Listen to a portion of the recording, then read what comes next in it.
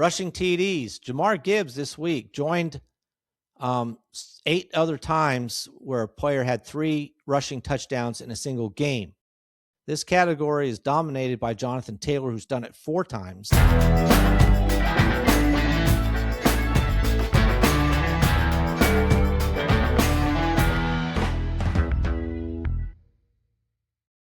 Welcome to Just the Stats NFL Top 10s for Wednesday. My name's Ernie Jennings, and we are going to get started. Yesterday, sorry about this. I'm adjusting my camera. There we go. Get it a little higher. Fix my hair. Yeah, so we're going to talk about the standings. Then we'll look at some season stats, see how many of those we can do before we run out of time. But definitely look at the standings and the playoff scenarios. Man, some big changes happened too. Yeah, yesterday in the podcast, had to cover a lot of games. Took me almost an hour to do a podcast. I'm trying to keep them shorter than that, more like 30 minutes, something that is more reasonable, especially for if you want to watch it. It's a long time to watch for an hour. And if you're in a car, you're usually not traveling, say, to work or whatever. Doesn't usually take you an hour for most people anyway. So trying to keep it more around a half an hour. And we'll try to do that today. All right. And my podcast came out all right yesterday. No, I don't know. I still do not know what happened a couple of days ago. I did the same thing yesterday and everything was fine. So I just don't get it.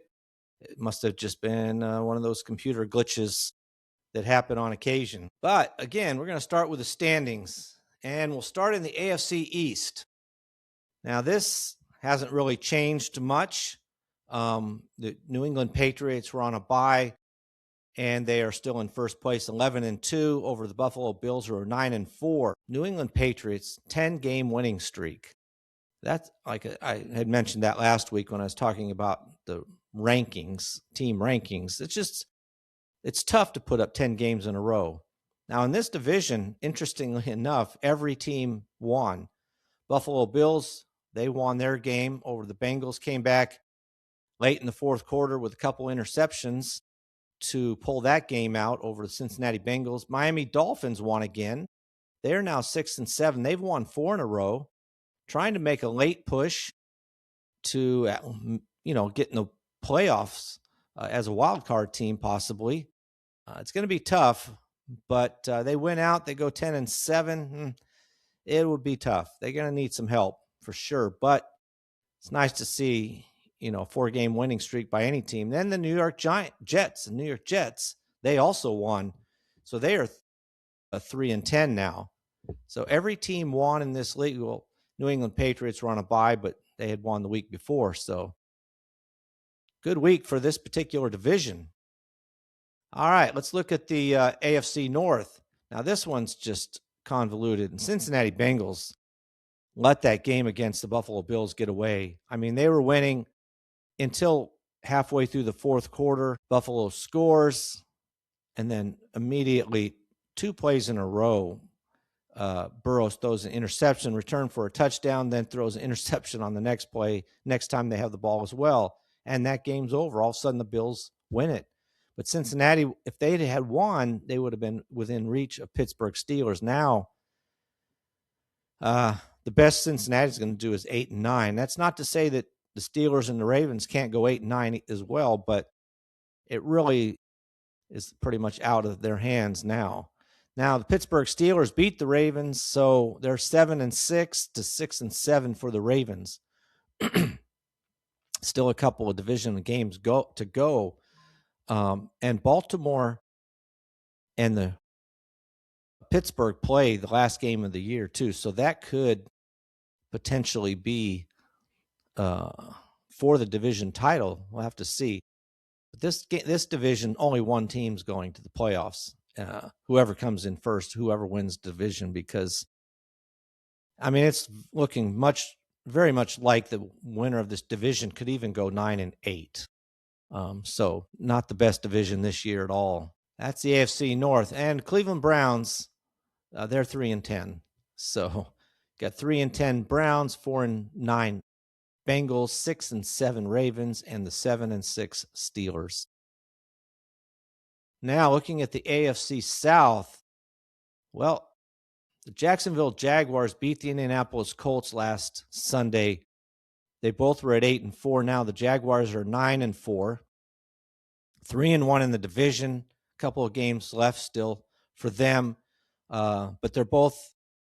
I mean, they got Tennessee and Indianapolis left at Indianapolis. Now the Houston Texans, by winning, beating the Chiefs, moved up to second. They're 8-5, and the Indianapolis Colts are 8-5.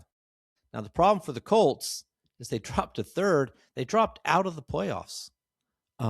Going from 2 weeks ago, they were in first. 3 weeks ago, they had this division tightened up pretty well. They were up by two to three games, a month ago. Now they're in second. They're in third place, not even in the playoffs. And unfortunately for them, Daniel Jones is out for the season.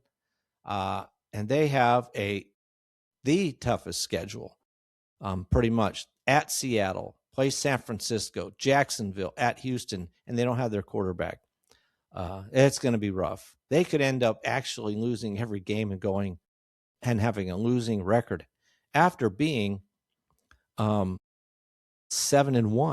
Man, what a turnaround. And in the meantime, the Houston Texans are 8-5. They've won 5 in a row, while the Colts have lost 3 in a row, and the Jaguars have won 4 in a row, which is why those two teams are now in the top, and they're both in the playoffs. The Houston Texans are the 7th seed right now. We'll look at that a bit, but this is a division that no one thought would be this way. So now you've got two teams in the South, which I would have not said would happen, that would make the playoffs if they were to start today, that being the Jaguars and the Texans. And then Tennessee actually won a game, and they're 2-11 now. Probably a mistake to win a game, but you play like you want to win, but as a fan, you're thinking about the draft more than you're thinking about a win at 2-11. All right, AFC West. Denver Broncos 11-2, 10-game winning streak. And interestingly, they have to keep up this type of pace because the Chargers are 9-4, 2 games back, and they play each other at the end of the season. So if the Chargers could get within a game, they have a chance to overtake the Broncos, incredibly as it may sound. Because right now, the Chargers are 4-0 in the division, and the Broncos are 3-1. And so if the Chargers win out and tie the Broncos and end up 6-0 in the division, they would overtake the Broncos. So it's very close. And the Kansas City Chiefs losing that game to Houston cost them the division for sure, which they were pretty much out of anyway. But now at 6-7, it's impossible for them to win the division. The best they can do is make the playoffs at 10-7, and that's going to be tight because every team, even the wild card teams, are 9-4 right now. So, they're going to have to hope that one of these wild card teams, whether currently it's the Chargers, Bills, and Texans, one of them's got to lose a couple of games and end up no better than 9-7, so that the Chiefs have an option. But the bad thing for the Chiefs is they've lost to the Jaguars, who are ahead of them. They lost to the Chargers, who's ahead of them, and they lost to the Texans as well, and the Bills. So everybody in front of them has beat them. So if they tie, it could make it difficult for the Kansas City Chiefs. So I think they could be out of this. Their chances are slim. We'll look at that later. And then the Las Vegas Raiders are at 2-11. They bring up the bottom. They've lost 7 games in a row. Everything's just going wrong for them. And it's primarily offensive line, just no offensive line. They haven't even scored 200 points so far this whole entire season. Now moving over to the NFC. You got the Philadelphia Eagles at 8-5, who lost 3 in a row, and they're still winning this division by a game and a half over the Dallas Cowboys.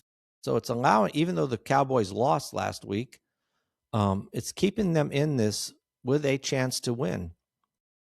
The Washington Commanders are 3-10. They've lost 8 in a row. And then the New York Giants are 2-11. They've lost 7 in a row. This division, every team lost. Just horrible. Now the Giants were on a bye, but still, every team has lost their last game they played. Not going well in this particular division. You got a 3-game losing streak, a 7-game losing streak, and an 8-game losing streak in the NFC East. So that's why the Philadelphia Eagles, despite losing 3 in a row, are still in a commanding lead in first place in the NFC East. Now, looking at the NFC North, this has been such a topsy-turvy division.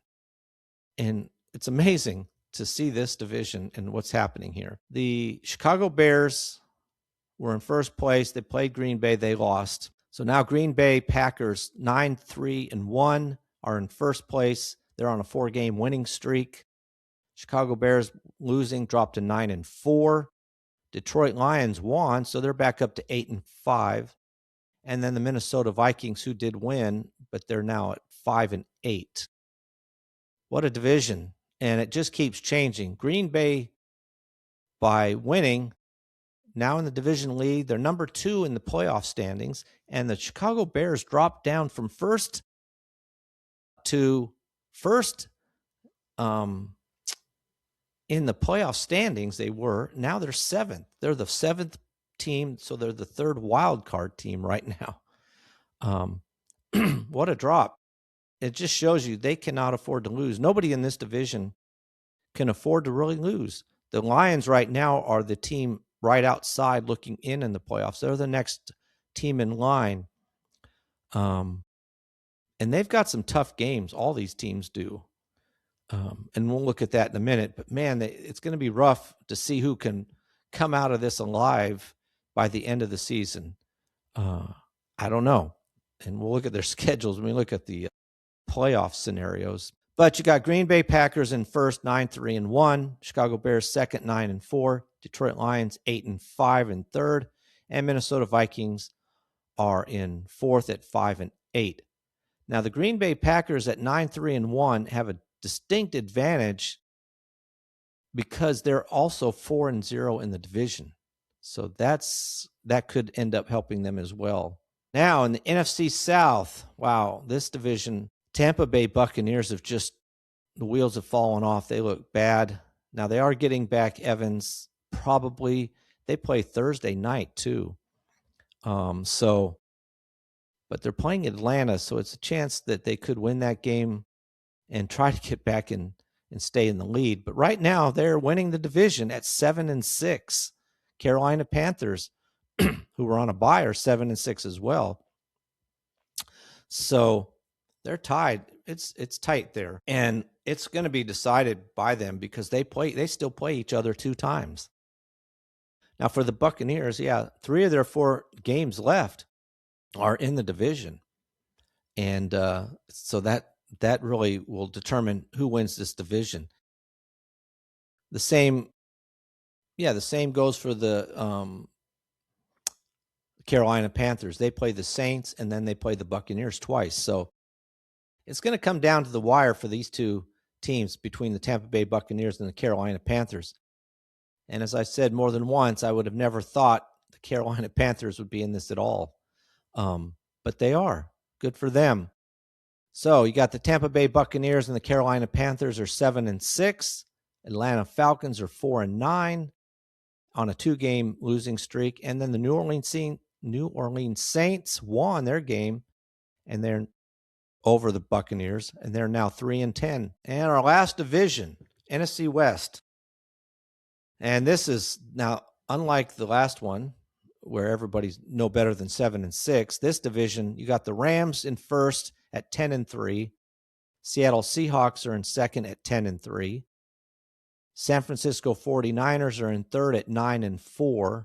And the Arizona Cardinals come up the bottom at 3-10. Cardinals have lost 5 in a row, while the Seahawks and the 49ers have won 3 in a row. And the Rams, after that loss to Carolina, came back and just stomped Arizona 45-17, something like that. It was just a beating. They've won their last game, so they're 10-3 and in first place. And they're 3-1 in the division. Seahawks are 2-2, and the San Francisco 49ers are 4-1. So they're just lingering right there. All three of these teams are in the playoffs right now. That's how good the NFC West is. That's going to be fun to watch. I mean, with only a game separating first and third, they make it tough just to figure out. I mean, the Rams, to me, look the best, but we'll see what happens, as we go along. All right, that is a look at the divisions. Some really fascinating things happening. Now, let's take a look at the playoffs. Right now in the AFC, the Broncos are the number 1 seed. Patriots are number 2. The Jaguars are number 3. The Steelers are number 4 based on the fact that they're winning their division. And then the Chargers at 9-4 are 5th. Bills 9-4 are at 6th. And the Texans at 8-5 are 7th. Really, the Broncos have a pretty good rap, possibly, on being the number 1 seed. In fact, I actually think the Patriots have maybe a better shot at it, because right now the Broncos, if they win out, they'll be the number 1 seed. But the Broncos play Green Bay this week, play Jacksonville next week, Kansas City after that, and the Los Angeles Chargers after that. They have 4 tough games. There's no way. I mean, I'm just saying right now, there's no way they win all 4 of those games. If they do, they deserve number 1. That's 3 playoff teams and 1 team that was in the Super Bowl last year, versus the Patriots, who play Buffalo, which is a good team, but then they play at Baltimore, a losing record, at New York Jets, a losing record, and at Miami, a losing record. Patriots have by far an easier path to the number 1 seed. But between those 2 teams, one of them is probably going to be the number 1 seed. The Jaguars have an outside shot at it, 10% chance, but they basically have to win out and expect both the Broncos and Patriots to lose 2 games at least. And, I could see the Broncos doing it. I'm not sure the Patriots do it. And so, but still, those two teams pretty much have locked up a playoff spot. I mean, if they both lose out, they're still 11-6 with, so, I mean, I guess they could be out of it. The best the Texans are going to be, well, they could be 12-5, I guess. So not quite that far yet for either team, but they're very close, the Broncos and Patriots, to being in the playoffs regardless. And even if they lose right now, their percentage odds of being in the playoffs are still at better than 99%. So good for them. Now, with the change, like I was talking about, the Colts, a couple of weeks ago, a month ago, they were the number 1 seed. Then they dropped to being the number 3 seed or so as leading the AFC South. And then with this loss to the Jaguars, not only did they drop from out of that spot and they're out of the playoffs completely at this point in time. Right now, every team has a chance to be in the playoffs has a pretty good chance to stay there, even if they lose. Even the Texans at 8-5, if they lose, they still have a 75% chance to make the playoffs. So it's pretty good odds. Unlike the Colts, Ravens, or Chiefs. The Chiefs' chances of making the playoffs, even if they win, are only at 16%. They basically have to win out and expect a lot to happen. Now, the Ravens, obviously, with them having to play Pittsburgh, still have a chance to win their division. That's the only way I think they'll make it. And then the Colts, that's just rough. If they win, they still have a 58% chance to make the playoffs, so better than 50-50. But the Colts have an incredible – talk about a tough schedule. At Seattle, then they play San Francisco, then they play Jacksonville, and then they're at Houston. That's their next 4 games, their last 4 games. Not easy.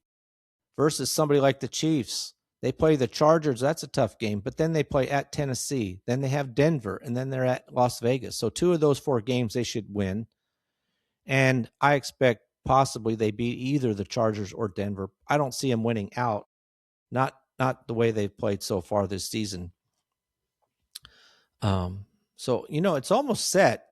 It's pretty close in the AFC that the playoff teams are set. And especially if they all win this week, it's going to make it difficult for any of the bubble teams to make the playoffs. Now, looking at the NFC, we got the Rams at number 1, Packers are at number 2, Eagles number 3, Buccaneers number 4, and then you've got the Seahawks 5, 49ers 6, and the Bears are at 7th. And like I said, you've got 3 teams, the Rams, the Seahawks, and 49ers from the same division, NFC West. So really representing in the playoffs. And then you've got also the Packers and the Bears from their division, and the Lions right on the bubble. Pretty interesting.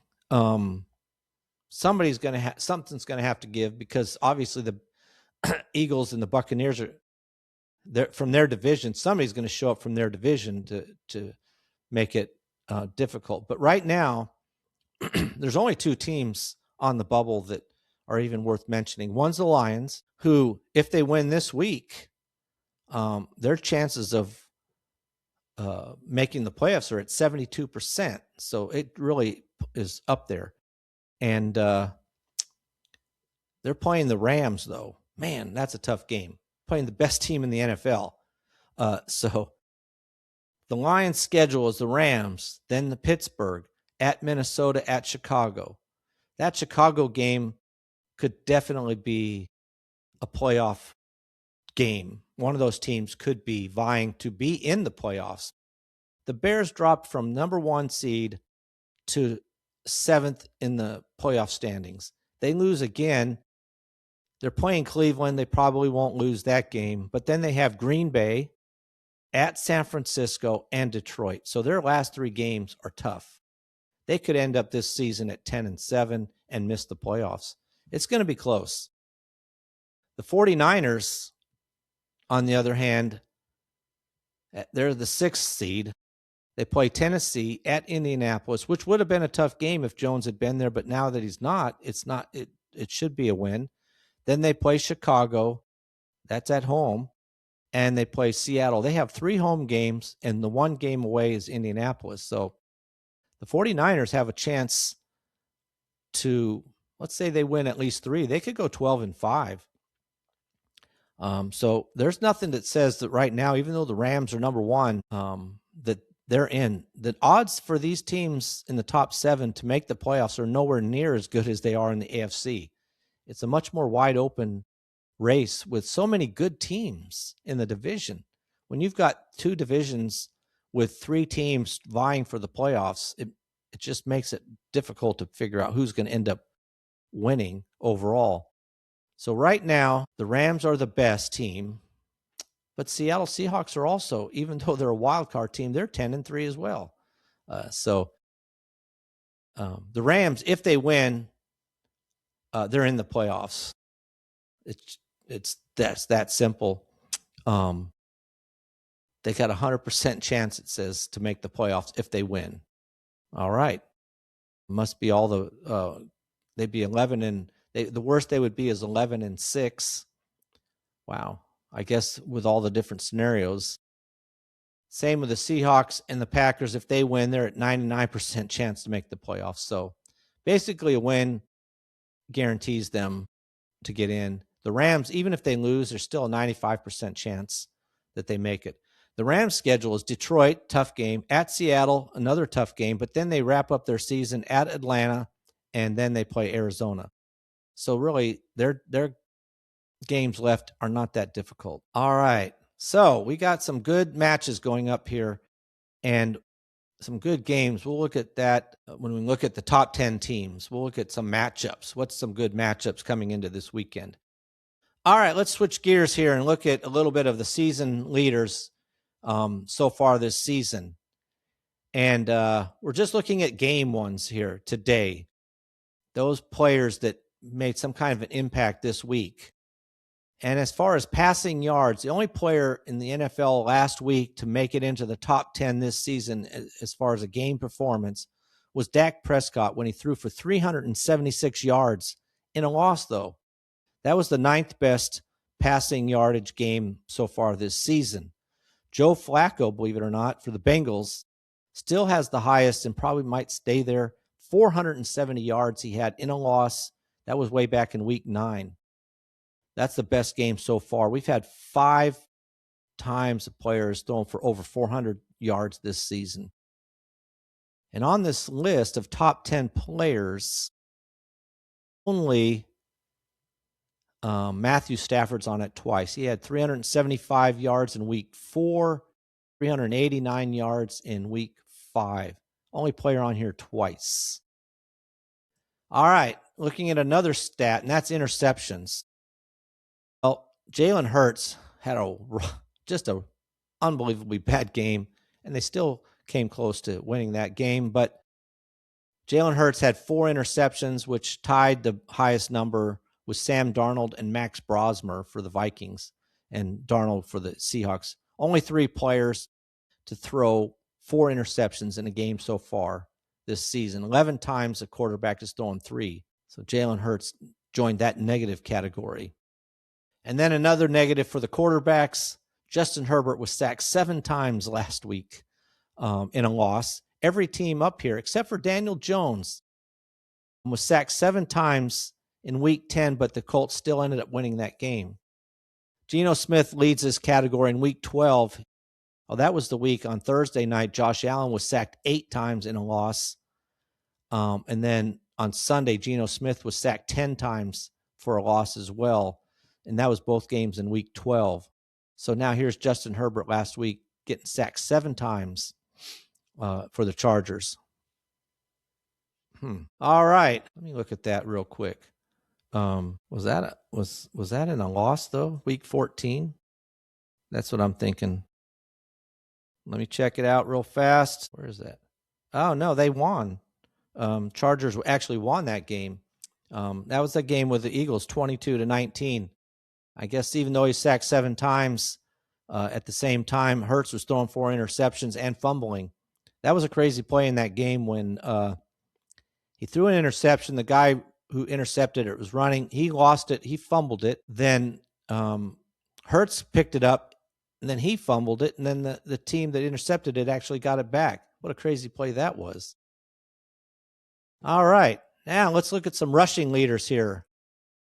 Rushing TDs. Jahmyr Gibbs this week joined 8 other times where a player had 3 rushing touchdowns in a single game.